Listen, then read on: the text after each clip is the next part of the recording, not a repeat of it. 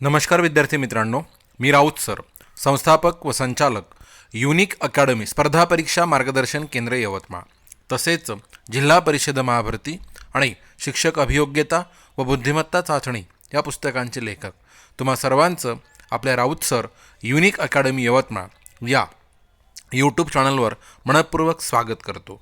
आणि जर तुम्ही नवे असाल तर प्रथम चॅनलला सबस्क्राईब करा, घंटीचं बटन दाबा, ऑलवर सेट करा आणि व्हिडिओ आवडला तर व्हिडिओ सर्वांना शेअर नक्की करा. मित्रांनो, आपण शिक्षक भरती व पवित्र पोर्टल अपडेट बघा, गुड न्यूज आपण या ठिकाणी बघणार आहोत. अतिशय आनंदाची बातमी आपण या ठिकाणी बघणार आहोत. बघा, जो शिक्षक भरती 2022-23 ची सेकंड फेज दुसरा टप्पा, त्याचा जो कन्व्हर्जन राऊंड होता, रूपांतरित यादी होती, ती लागलेली आहे.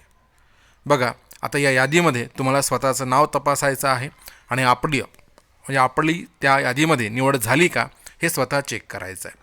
आता ते कसं चेक करायचं तुम्हाला सर्वांना माहिती असेल, आधीपासून तुम्ही ह्याची अपडेट घेत असाल तर बघा, पहिल्यांदा msc.pune.in च्या वेबसाईटवर जायचं आहे आणि तिथे तुम्हाला लॉग इन करायचं आहे.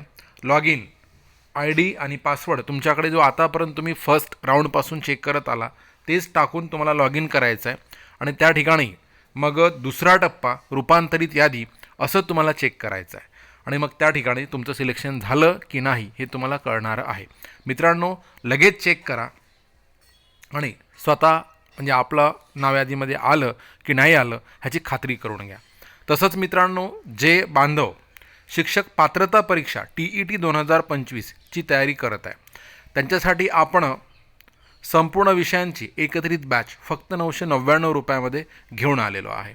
या बॅचमध्ये सर्व विषयांचे नियमित लाईव्ह आणि रेकॉर्ड लेक्चर्स, सर्व विषयांच्या संपूर्ण नोट्स, ई-बुक्स, PDF, मोफत टेस्ट सिरीज आणि सोबत मागील सर्व वर्षींचे झालेले सराव पेपर व्हिडिओ डाउनलोड करून ऑफलाईन बघता येईल.